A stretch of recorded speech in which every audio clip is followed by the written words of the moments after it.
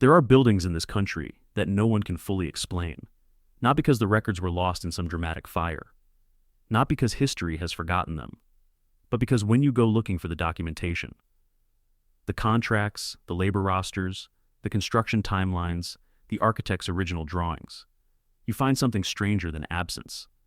You find records that begin in the middle of a process, as if the earlier chapters were never written at all. I started noticing this in county archives. Dusty filing rooms in mid-sized American cities where local historians have been quietly cataloging documents for decades. Careful people. Meticulous people. And when they point to a gap in the record, it's worth paying attention. The gap I kept finding was always in the same place. Between 1850 and 1885, across more than 30 American states, a wave of federal and municipal buildings appeared. Courthouses, custom houses, post offices, land offices. Buildings of extraordinary scale and mathematical precision, erected in cities that by every account should not have had the resources, the engineering expertise, or the labor force to build them. And yet there they stand. Some of them are still standing today. These are the same decades some historians describe as a great transition period. A window when city maps were redrawn, street levels shifted, and the documented past seemed to begin, in many places, almost out of nowhere. The gap in the record isn't random. It's consistent. And consistency is what separates a missing file from a missing chapter. Let me give you a specific example before we go any further, because the pattern only becomes visible when you look at individual buildings closely. The Cincinnati Custom House and Post Office. Completed in 1885. 5 stories of granite.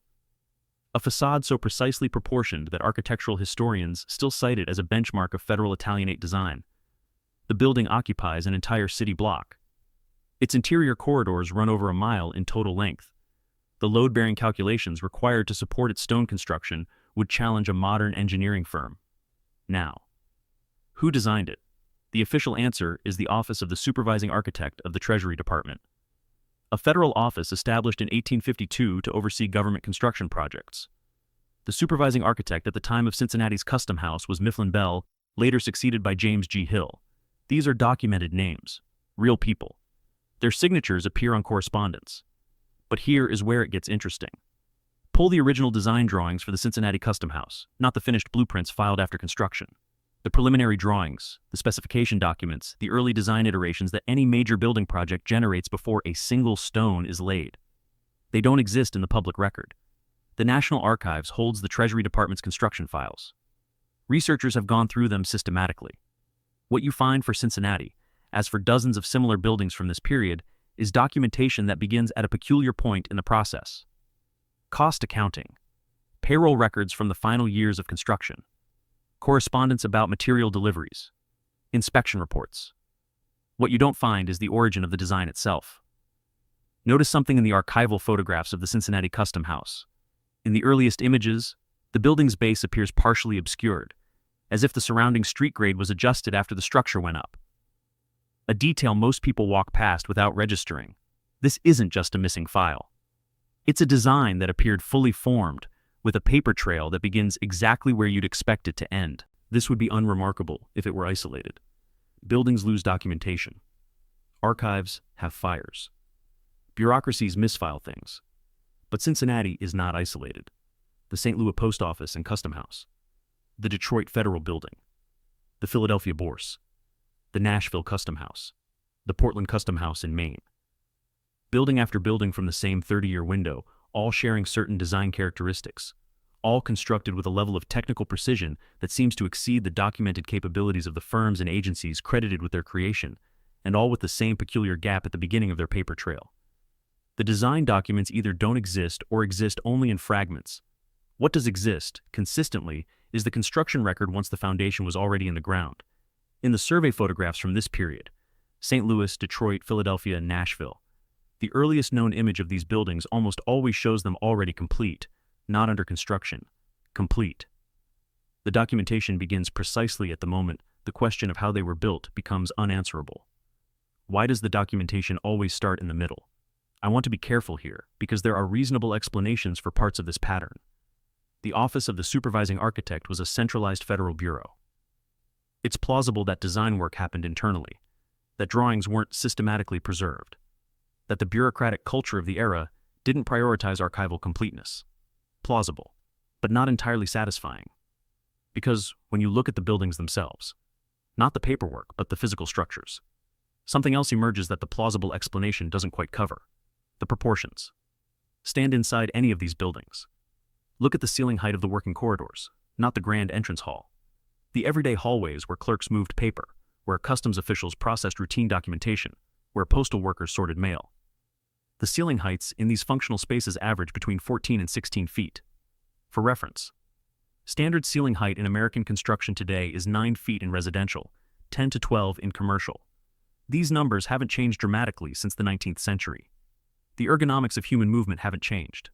14 to 16 feet in a working corridor serves no functional purpose for standard human beings.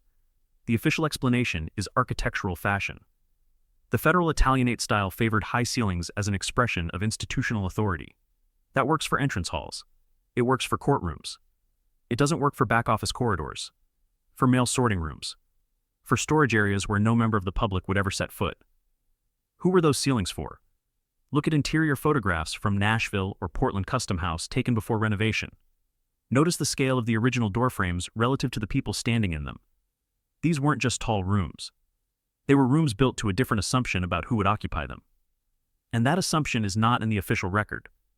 The question of scale runs deeper than ceiling heights.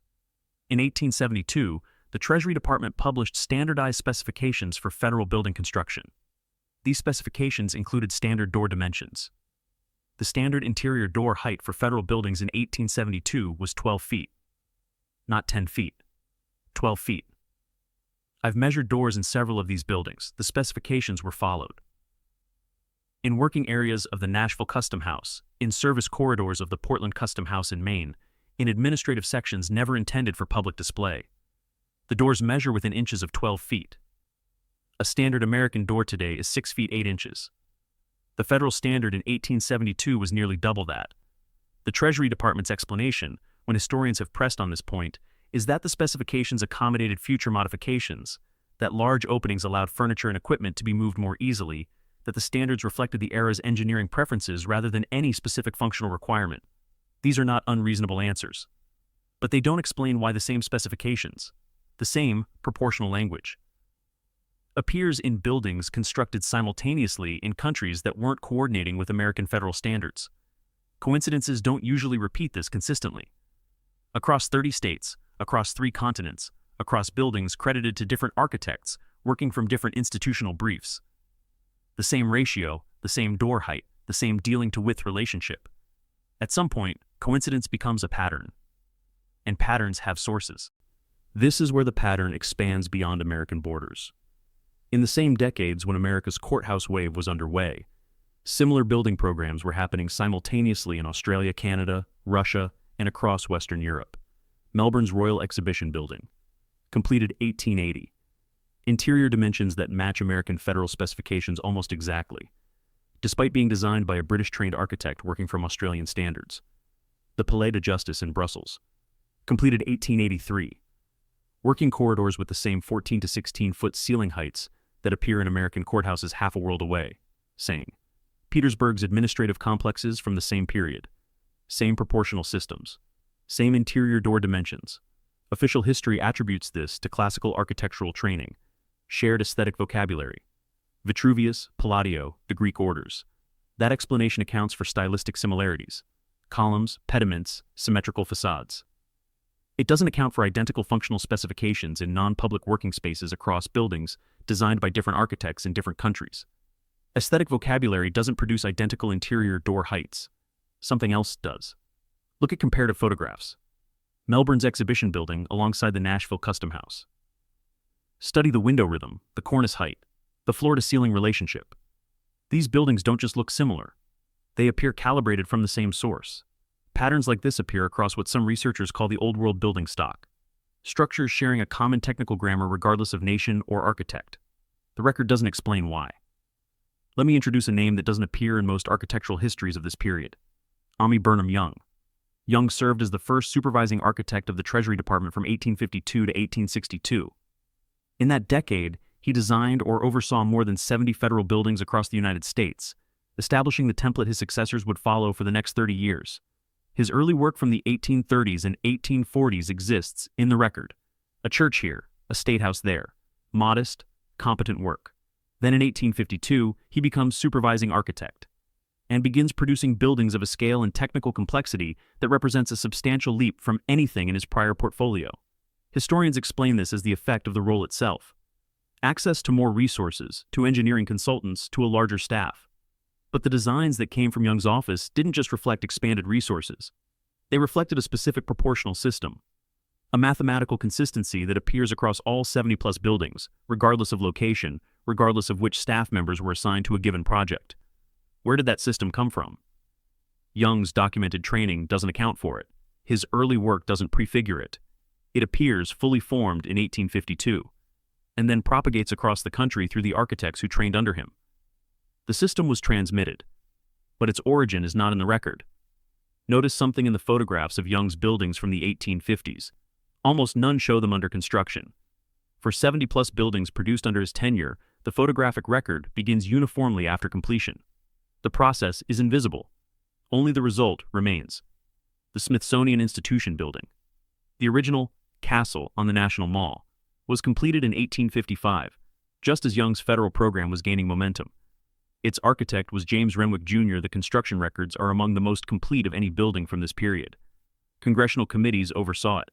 The paper trail is unusually thorough. And yet, in the Smithsonian's own institutional archive, there is a gap in the records from 1847 to 1849, the period when initial design work would have been underway. The design development records from between those dates are described in the archive's own finding aids as not located, not destroyed, not transferred, not located. For an institution whose entire purpose is the preservation of knowledge, the record of how its founding building came to be is absent from the files. Look at the earliest photographs of the Smithsonian Castle from the late 1850s. The surrounding landscape sits unusually high against the building's base, as if the street came later than the structure. The same visual detail appears in federal building photographs across multiple American cities from this period, overlapping with documented street grade changes in Washington, D.C., Philadelphia, and Chicago. Whether it's connected, the record doesn't confirm. The pattern in the National Archives is similar. Correspondence that references standards without defining them. Instructions to build to established proportions, without specifying what those proportions are. Approvals noting conforms to standard, but no document in the file that defines the standard. As if the standard existed somewhere other than in written form. Known from where? That's the question the record doesn't answer, and it's a silence that feels intentional. Post-Civil War America built at a scale and speed that defies easy explanation. Between 1865 and 1880, the country added more square footage of monumental public architecture than in the preceding 200 years combined. The official narrative attributes this to the Industrial Revolution, the railroads, the steel industry, waves of immigrant labor, the ambition of a reunified nation. All of these factors were real, but the timeline doesn't fully cooperate. Structural steel at building scale wasn't reliably available in America until the 1880s. Many of these buildings predate that. They're granite and sandstone, load-bearing masonry requiring skilled labor at a very specific level of craft knowledge. The stonemasons are documented in payroll records. Their wages, their nationalities. Irish, Italian, German predominantly. But their training, their specific technical education in precision stonework, is not documented. It was assumed. These men could do the work. The work got done. But how that level of craft knowledge arrived in America, in sufficient concentration to execute dozens of simultaneous major projects, that chain of transmission is not in the record. Search for photographs specifically of the stonemasons who worked on federal buildings from this period. They're almost absent. The buildings were documented. The men who built them, almost never. That asymmetry. Product thoroughly preserved. Process almost entirely absent. Is consistent enough that it stops feeling like an accident. There's a detail in the construction of the Washington, D.C. Pension Building, completed in 1887, now home to the National Building Museum, that I haven't been able to find a satisfying explanation for. The building's interior is dominated by a great hall rising 159 feet to a skylit ceiling. It's supported by 8 massive Corinthian columns, each 75 feet tall. Among the largest interior columns in the world, the columns are made of brick. Hollow cylinders of brick, carefully laid in a pattern that distributes structural load while minimizing mass. The engineering represents a specific technical solution to a specific structural problem. Architect Montgomery Meigs designed the building. His papers are in the Library of Congress. His correspondence from the design period is available. What his correspondence doesn't contain is any reference to prior examples of this construction technique. No citations of precedent. No discussion of where the design came from. Engineers document their sources. They cite precedent. They reference the prior work that informs their solutions. The origin of the pension building's column design is not in Meigs' papers. Where did he learn to build that way? Look at photographs of the pension building's Great Hall from the balcony level. Notice the column proportions relative to the human figures visible below. These columns weren't built for a room that humans would use casually. They were built to make a specific statement about scale, a statement Meigs' papers, conspicuously, never explain. I want to return to something I mentioned earlier, the proportional system. Across the federal buildings of this period, and across their international counterparts, there is a consistent mathematical relationship between certain key dimensions. The ratio of ceiling height to room width, the relationship between door height and overall story height, the proportional scaling of decorative elements relative to structural mass. These ratios aren't purely aesthetic. They reflect a specific approach to how enclosed space functions, how sound behaves, how light distributes, how air circulates. Modern acoustic engineers, when they study these buildings, consistently note something puzzling. The natural acoustic properties, the way sound moves, the resonance patterns in large halls, reflect principles that weren't formally theorized until the 20th century. The buildings behave as if their designers understood principles that wouldn't be written down for decades after construction. One answer is empirical knowledge. Builders who had observed how spaces of certain proportions behaved and replicated those proportions without formalizing why they worked. Empirical knowledge, transmitted across generations of builders. Which brings us back to the same question. Where was that knowledge when it arrived in America in the 1850s? Who held it? How did it get here? Gradual transmission leaves traces. Apprenticeship leaves records. What we find, instead, is a system fully operational, applied simultaneously across 30 states, with no documented moment of origin. That's not how knowledge usually travels. That's how knowledge arrives. There's a category of building from this period that doesn't get discussed much in architectural history, the orphan building. An orphan building is one whose design attribution is unclear or entirely absent from the record. A building that exists, clearly designed by someone with significant technical expertise, but whose origin story is incomplete. The DeWitt County Courthouse in Cuero, Texas, built 1896. Its architect of record is a local builder with no documented training in the structural systems the building employs. He has no other buildings in his portfolio that approach its technical complexity. The Tuscaloosa Federal Building in Alabama, completed 1882. Construction records exist. Design records do not. The Evansville Custom House in Indiana, same pattern. When you start looking for orphan buildings, you find them everywhere. And they all share the same proportional vocabulary as the major federal buildings, the same ceiling heights, the same door dimensions, the same mathematical relationship between mass and opening. Someone taught the builders of Cuero, Texas, the same system that produced the buildings of Cincinnati and Philadelphia and Brussels and Melbourne. That someone is not in the record. Look at street-level photographs of the DeWitt County Courthouse from the 1890s. Notice where the building's base meets the surrounding grade. Lower stonework partially obscured, as if the street rose after the building went up.